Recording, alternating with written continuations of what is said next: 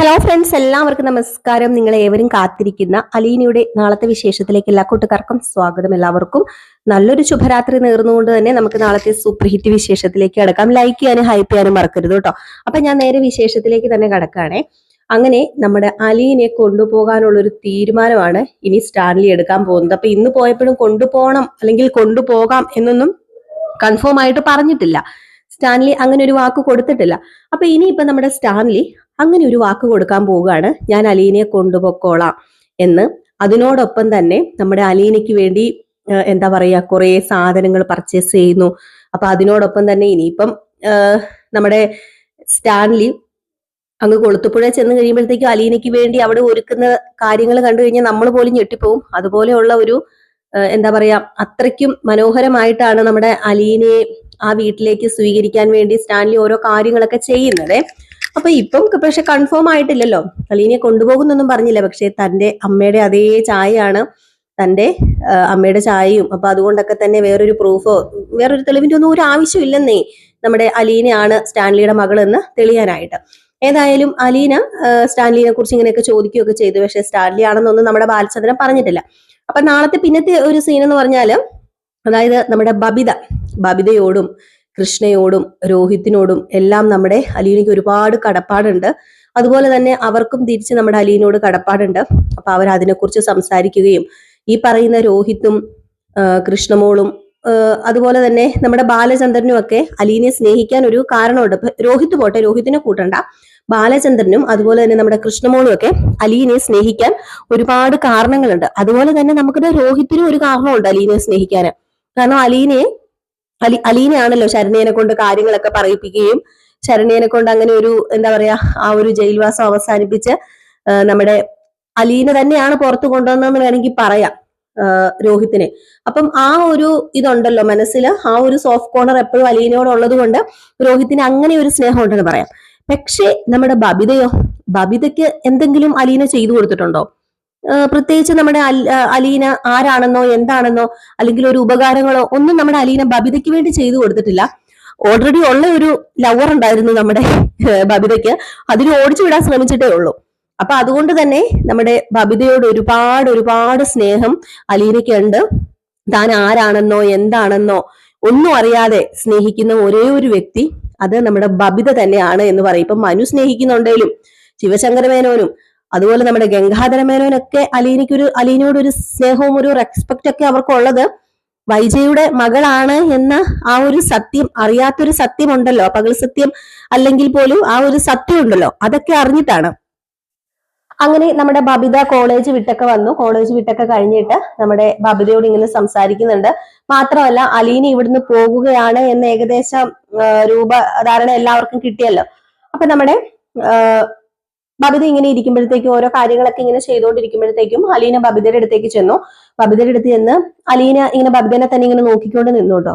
അപ്പം ബബിത ചോദിച്ചു, എന്താ അലീന ചേച്ചി ഇങ്ങനെ നോക്കുന്നതെന്ന് ചോദിച്ചു. അപ്പം പറഞ്ഞു, ഹേ ഒന്നുമില്ല, ഞാൻ മോളെ വെറുതെ നോക്കിയതാ, മോക്ക് എന്നെ ഒരുപാട് ഇഷ്ടമാണോ എന്ന് ചോദിച്ചപ്പോഴത്തേക്കും അതെന്ത് ചോദ്യം അലീന ചേച്ചി ചോദിക്കുന്നത്, എനിക്ക് അലീന ചേച്ചിനെ ഇഷ്ടമാണല്ലോ, ഇഷ്ടമില്ലാത്ത ഒരു സമയം ഉണ്ടായിരുന്നു, പക്ഷെ ഇപ്പൊ എനിക്ക് അലീന ചേച്ചിനെ ഒരുപാട് ഇഷ്ടമുണ്ട്. ഇഷ്ടമില്ലാത്ത ആ ഒരു സമയം എനിക്ക് അലീന ചേച്ചിയോട് വെറുപ്പും ദേഷ്യവും വൈരാഗ്യവും വിരോധവും ഒക്കെ ഉണ്ടായിരുന്നെങ്കിലും ഇപ്പൊ എനിക്ക് എന്റെ അലീന ചേച്ചിയോട് സ്നേഹപാത്രമുള്ളൂ എന്നിങ്ങനെ പറഞ്ഞു.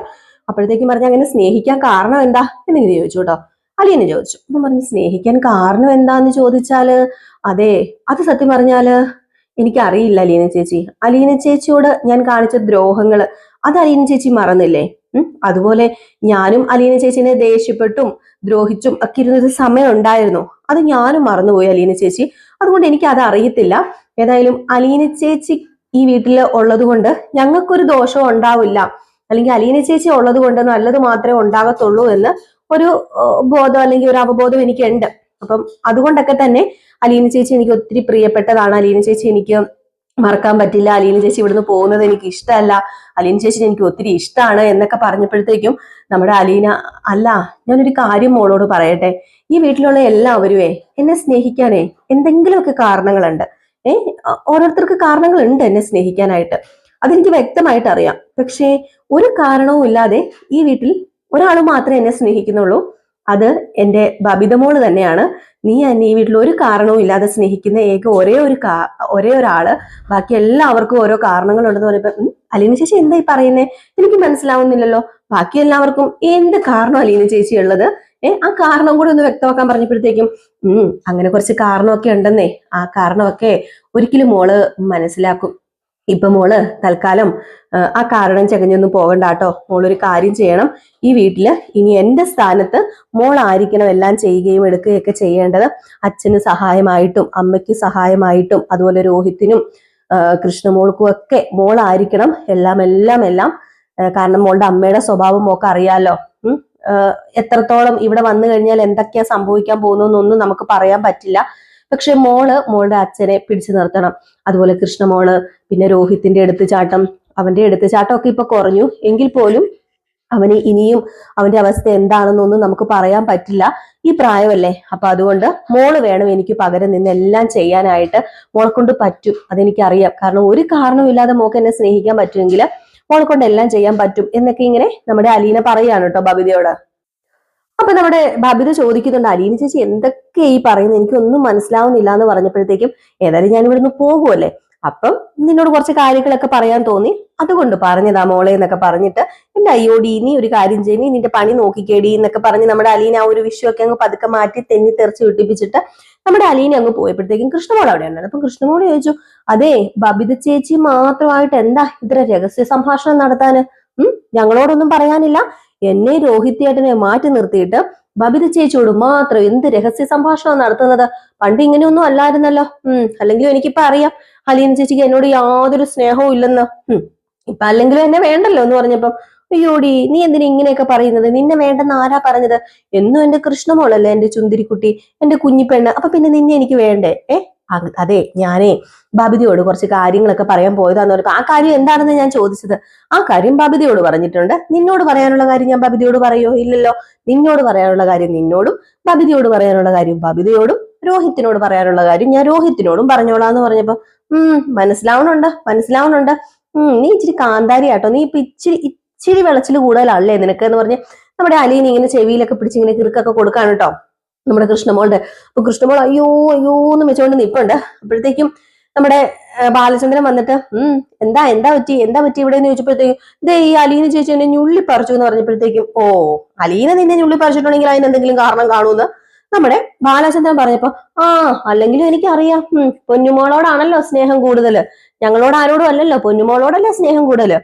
അപ്പൊ ഞങ്ങൾ എന്ത് ചെയ്താലും അതൊക്കെ ഉണ്ടല്ലോ കുറ്റമായിരിക്കും, എനിക്കറിയാന്ന് പറഞ്ഞപ്പോ നമ്മുടെ അലീന, അയ്യോടി ഇങ്ങനെ ഞാൻ പറയില്ലെന്ന് പറഞ്ഞിട്ടില്ലേ അച്ഛന്റെ പൊന്നുമോളെ ഇവളാണ് കേട്ടോ, ഇവളെ എടുത്ത് ഇടയ്ക്കിടയ്ക്ക് മടിയിൽ പിടിച്ചിരുത്തി കൊഞ്ചിക്കണം കേട്ടോ, ഇവളല്ലേ അച്ഛന്റെ ഇളയ മോളെന്ന് പറഞ്ഞപ്പം, അല്ലെങ്കിലും എന്റെ കൃഷ്ണമോള് തന്നെ എന്റെ പൊന്നുമോള് എന്ന് പറഞ്ഞ് നമ്മുടെ കൃഷ്ണമോളെ കുറച്ച് സോപ്പൊക്കെ ഇടുക കേട്ടോ ബാലചന്ദ്രൻ. ഇതേ സമയം പിന്നെ കാണിക്കുന്ന സീൻ എന്ന് പറഞ്ഞാലേ, നമ്മുടെ അലീനയ്ക്ക് കുറച്ച് ഷോപ്പിങ്ങും കാര്യങ്ങളൊക്കെ ഉണ്ടെന്ന് പറഞ്ഞില്ലേ. അപ്പൊ അലീന ഷോപ്പിങ്ങിനും കാര്യങ്ങൾക്കൊക്കെ വേണ്ടിയിട്ട് നമ്മുടെ ബാലചന്ദ്രൻ അലീനയെ കൊണ്ടുപോവുകയാണ്. അപ്പൊ അതിനു മുമ്പായിട്ട് തന്നെ നമ്മുടെ സ്റ്റാൻലിക്ക് ഊണില്ല, ഉറക്കമില്ല, ഒന്നുമില്ല. നമ്മുടെ സ്റ്റാൻലിക്ക് ഭയങ്കര ബുദ്ധിമുട്ട്. സ്റ്റാൻലിക്ക് എങ്ങനെയെങ്കിലും നമ്മുടെ അലീനയെ ഒന്നുകൂടി കാണണം. ആ കണ്ടിട്ടും കൊതി അങ്ങോട്ട് തീരുന്നില്ല കേട്ടോ. അങ്ങനെ നേരെ ബാലചന്ദ്രനെ വിളിച്ചിട്ട് ബാലചന്ദ്രനോട് പറയാണ്, അതെ മിസ്റ്റർ ബാലചന്ദ്രൻ, ഞാൻ നാളെ ഇവിടുന്ന് പോകും. അതിനു മുമ്പായിട്ട് തന്നെ എനിക്ക് അലീനയെ ഒന്നുകൂടി കാണണമെന്ന് പറയുമ്പോഴത്തേക്കും അത് ഇച്ചിരി ബുദ്ധിമുട്ടാണല്ലോ. ഇനിയിപ്പൊ ഈ വീട്ടിലേക്ക് വന്ന അലീനയെ കാണാന്ന് പറഞ്ഞു കഴിഞ്ഞിട്ടുണ്ടെങ്കിൽ അവൾക്ക് സംശയം തോന്നും. അവള് ബുദ്ധിയുള്ള കൊച്ചു തന്നെയാണ്. അപ്പൊ അവൾക്ക് സംശയം തോന്നുന്നു എന്ന് പറഞ്ഞപ്പോഴത്തേക്കും, അപ്പൊ പിന്നെ ഞാൻ എന്താ ചെയ്യേണ്ടത്? എനിക്ക് അവളെ ഒന്ന് കാണണം, എനിക്ക് കണ്ടേ പറ്റൂ. എനിക്ക് ഈ പാല വിടുന്നതിന് മുമ്പ് ഒരു നോക്കി എനിക്ക് അവളെ കാണണം. ദൂരെ നിന്നാണെങ്കിലും എനിക്കൊന്ന് അവളെ കണ്ടാൽ മതി എന്ന് പറഞ്ഞു കേട്ടോ. അപ്പൊ ബാലചന്ദ്രൻ പറഞ്ഞു, എന്നാ പിന്നെ ഒരു ഐഡിയ ഉണ്ട്, ഒരു കാര്യം ചെയ്യാം, ഞാൻ നാളെ അവളുമായിട്ട് കുറച്ച് പർച്ചേസിനൊക്കെ ഇറങ്ങുന്നുണ്ട്. അപ്പൊ ഒരു കാര്യം ചെയ്യാം, ഞാൻ വിളിക്കാം, അങ്ങോട്ടേക്ക് വരാൻ പറഞ്ഞു. പക്ഷേ അലീന നിങ്ങളെ കാണരുത്, നിങ്ങൾ അലീനയെ മറഞ്ഞു നിന്നുവല്ലോ കാണണം. ഒരിക്കലും അങ്ങനെ ഒരു കാണാനുള്ള ഒരു വഴി അങ്ങനെ ഉണ്ടാക്കരുത്. അങ്ങനെ ഉണ്ടാക്കി കഴിഞ്ഞിട്ടുണ്ടെങ്കിൽ ഞാൻ പറഞ്ഞല്ലോ അവർക്ക് പെട്ടെന്ന് മനസ്സിലാവും എന്ന് പറഞ്ഞപ്പോഴത്തേക്കും, വളരെ ഉപകാരം ബാലചന്ദ്രൻ, ഞാൻ നാളെ എപ്പോഴാണെന്ന് വെച്ചാൽ നിങ്ങൾ വിളിച്ചാൽ മതി, ഞാൻ വന്നേക്കാന്ന് പറഞ്ഞു. അപ്പൊ ഇതിനിടയിൽ നമ്മുടെ ഔദക്കുട്ടി വിളിക്കുന്നുണ്ട് കേട്ടോ. ഇവിടുത്തെ കാര്യങ്ങളൊക്കെ അറിയാൻ വേണ്ടി സ്റ്റാൻലിനെ വിളിച്ചു. അപ്പൊ സ്റ്റാൻലി ഫോൺ എടുത്തപ്പോഴത്തേക്കും, എന്തായിടാ പാലേന്ന് ഇങ്ങോട്ട് പോരാറായില്ലേ? അതോ നീ അവിടെ തന്നെ കൂടാൻ അങ്ങ് തീരുമാനിച്ചോ? നീനൊക്കെ ഇവിടുത്തെ എസ്റ്റേസും കാര്യങ്ങളൊക്കെ നോക്കാനുള്ളതല്ലേ, നീ എന്നെ അവിടെ തന്നെ കിടക്കാൻ അങ്ങ് തീരുമാനിച്ചോ എന്ന് ചോദിച്ചപ്പോഴത്തേക്കും നമ്മുടെ സ്റ്റാൻലി പറഞ്ഞു, അത് പിന്നെ അപ്പച്ച ഞാൻ ആ കൊച്ചിനെ കണ്ടു, അവളെ ഞാൻ കണ്ടു എന്ന് പറയുമ്പോഴത്തേക്ക് ഏത് കൊച്ചിനെ കണ്ടെന്ന്? എന്റെ പൊന്നടാവേ, നീ ഇതുവരെ അതിൽ നിന്ന് വിട്ടു പോരാറായില്ലേ? വല്ലോരും വല്ല പൊട്ടത്തരവും വിളിച്ചു പറഞ്ഞെന്നും പറഞ്ഞോണ്ട് അതിന്റെ പുറകെ തൂങ്ങി നടക്കണ്ട. എന്തിന്റെ ഏടാണോ നിനക്കുള്ളതെന്ന് ചോദിച്ചപ്പോഴത്തേക്കും അത് പിന്നെ അതെ എന്റെ അപ്പച്ച, ഞാൻ പറഞ്ഞല്ലോ, ഞാൻ അവളെ കണ്ടു. അവളെ ഒറ്റ നോട്ടത്തിൽ തന്നെ എനിക്ക് അവളെ മനസ്സിലായി, അവൾ എന്റെ കൊച്ചു തന്നെയാണെന്ന്. പിന്നെ ഈ ബാലചന്ദ്രൻ എന്ന് പറയുന്ന ആൾക്ക് ഒരു നുണയും പറയേണ്ട കാര്യമില്ലെന്ന് ഞാൻ അപ്പച്ചനോട് പറഞ്ഞല്ലോ എന്ന് പറഞ്ഞപ്പോഴത്തേക്കും, ദേ സ്റ്റാൻലി, ഇത് നല്ല പോക്കിനല്ല, ഞാൻ പറഞ്ഞു, ഈ എവിടെയെങ്ങാനും കിടന്ന പാമ്പിനെ എടുത്ത് പൊക്കോട്ട് വെച്ച് കഴിഞ്ഞിട്ടുണ്ടെങ്കിൽ പിന്നെ നീ തന്നെ പുലിവാലി പിടിച്ചോണ്ട് നടക്കേണ്ട വരും. അറിയാലോ, കുടുംബത്തിന് നീ ചീത്തപ്പേരുണ്ടാക്കാൻ നിൽക്കരുത്. നിനക്ക് 3 മക്കളുള്ള കാര്യം നീ മറക്കരുതെന്ന് പറഞ്ഞപ്പം, എനിക്ക് 3 മക്കളല്ല ഉള്ളത്, എനിക്ക് 4 മക്കളുണ്ട്.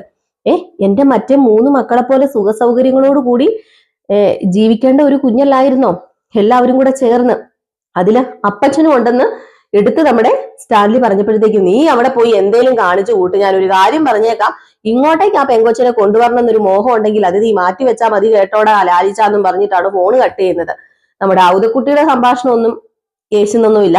നമ്മുടെ സ്റ്റാൻലിക്ക് അലീനയെ കണ്ടേ പറ്റൂ. അങ്ങനെ പിറ്റേ ദിവസം നമ്മുടെ അലീന പർച്ചേസിങ്ങിനൊക്കെ ആയിട്ട് ഇറങ്ങാണ് കേട്ടോ. പർച്ചേസിങ്ങിനൊക്കെ ആയിട്ട് നമ്മുടെ അലീന ബാലചന്ദ്രന്റെ കൂടെ വരികയാണ്. അപ്പം ആദ്യം കുറച്ച് പലചരക്ക് സാധനങ്ങളും അങ്ങനെയൊക്കെ കുറച്ച് സാധനങ്ങളൊക്കെ മേടിക്കാനാണല്ലോ അലീന അവിടെ നിന്ന് ഇറങ്ങി വന്നിരിക്കുന്നത്.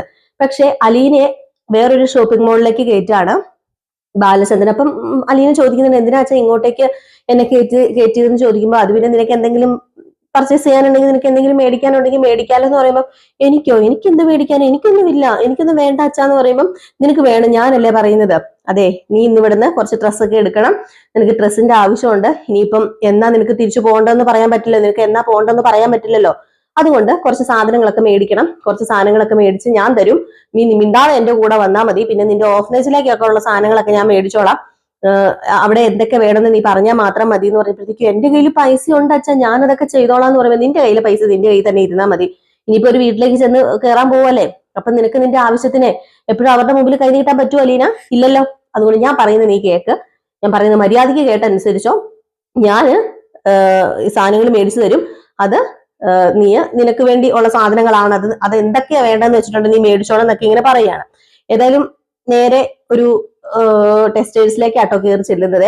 വലിയൊരു ടെക്സ്റ്റൈൽസ് ആണ്. അപ്പൊ അവിടെയാണ് നമ്മുടെ ബാലചന്ദ്രനല്ല അലീനയെ കാത്ത് സ്റ്റാൻലി ഉള്ളത്. അപ്പൊ സ്റ്റാൻലി ഇവരുടെ പുറകെ ഇങ്ങനെ നടക്കാണ് കേട്ടോ, നമ്മുടെ അലീനയുടെ പുറകെ ഇങ്ങനെ നടക്കാണ്, കൊച്ചിനെ ഒരു നോക്ക് കാണാൻ വേണ്ടിയും. അലീനയുടെ ആ ഒരു നടപ്പും അലീനയുടെ നോട്ടവും ആകെ മൊത്തം നമ്മുടെ സ്റ്റാൻലിക്ക് അലീനനെ കണ്ടങ്ങ് കൊതി തീരുന്നില്ല കേട്ടോ. പല വഴികളിലൂടെ നടന്ന് നമ്മുടെ അലീന ഓരോ കാര്യങ്ങൾ ചെയ്യുന്നതും ഒക്കെ ദൂരെ നിന്ന് നോക്കി കാണുകയാണ് സ്റ്റാൻലി ചെയ്യുന്നത്. ഏതായാലും ഈ സ്റ്റാൻലി ഇനി അങ്ങ് കൊട്ടാരമറ്റത്തിൽ അല്ലെങ്കിൽ കൊളുത്തുപുഴ പോയിട്ടോടെ സമാധാനത്തോടെ ഇരിക്കുന്നത് നിങ്ങൾക്ക് തോന്നുന്നുണ്ടോ? ഒരിക്കലും ഇല്ലാട്ടോ. ഏകദേശം നാളെ ഈ ഒരു സീനൊക്കെ കാണിച്ചിട്ടാട്ടെ വിശേഷം അവസാനിക്കുന്നത്. അപ്പൊ എല്ലാവരും കാത്തിരിക്കുക അടുത്ത വിശേഷത്തിനായിട്ട്. അടുത്ത വിശേഷവുമായിട്ട് വരാം. ലൈക്ക് ചെയ്യാനും ഹൈപ്പ് ചെയ്യാനും ഒന്നും മറക്കരുത്. നമ്മുടെ വീഡിയോ ഇഷ്ടപ്പെടുന്നവരാണെങ്കിൽ ഒരു ലൈക്കും അതുപോലെ ഒരു ഹൈപ്പും ഒക്കെ ചെയ്യണം. പിന്നെ നമ്മുടെ ഫേസ്ബുക്ക് പേജിലാണ് നിങ്ങൾ കാണുന്നതെങ്കിൽ തീർച്ചയായിട്ടും ഒന്ന് ഫോളോ ചെയ്യണം കേട്ടോ. ഫോളോ ചെയ്തിട്ട് നമ്മുടെ വീഡിയോ ഇഷ്ടപ്പെടുകയാണെങ്കിൽ ഒരു ലൈക്കും അതുപോലെ നിങ്ങളുടെ സജഷൻസ് ഒക്കെ കമന്റ്സിലൂടെയൊക്കെ അറിയിക്കുക കേട്ടോ. അപ്പൊ പുതിയ പുതിയ വിശേഷങ്ങളുമായിട്ട് നമ്മൾ വരുന്നുണ്ട്. അപ്കമിങ് വിശേഷം നമ്മൾ റിയൽ സ്റ്റോറി ന്യൂവിനകത്ത് ചെയ്യുന്നുണ്ട് കേട്ടോ. അതിന്റെ ലിങ്ക് ഞാൻ നമ്മുടെ ഇതിന്റെ പോസ്റ്റിൽ കൊടുത്തിട്ടുണ്ട്. റിയൽ സ്റ്റോറി ന്യൂവിനകത്ത് ചെയ്യുന്നുണ്ട്. പിന്നെ നമ്മുടെ ഫേസ്ബുക്കിലാണെങ്കിൽ ഇതിനകത്ത് തന്നെയാണ് ഞാൻ ചെയ്യുന്നത്. ഫേസ്ബുക്കിലാണ് നിങ്ങൾ വാച്ച് ചെയ്തെങ്കിൽ ഈ ഒരു പേജിൽ തന്നെയാണ് നമ്മൾ ആ വീഡിയോയും പോസ്റ്റ് ചെയ്യുന്നത് കേട്ടോ. അപ്പം ടാറ്റ ബൈ ബൈ. എല്ലാവർക്കും വീണ്ടും നല്ലൊരു ശുഭരാത്രിയൊക്കെ നേർന്നുകൊണ്ട് നിർത്തുകയാണ്. അപ്പം നെക്സ്റ്റ് വീഡിയോ ആയിട്ട് കാണാം കേട്ടോ.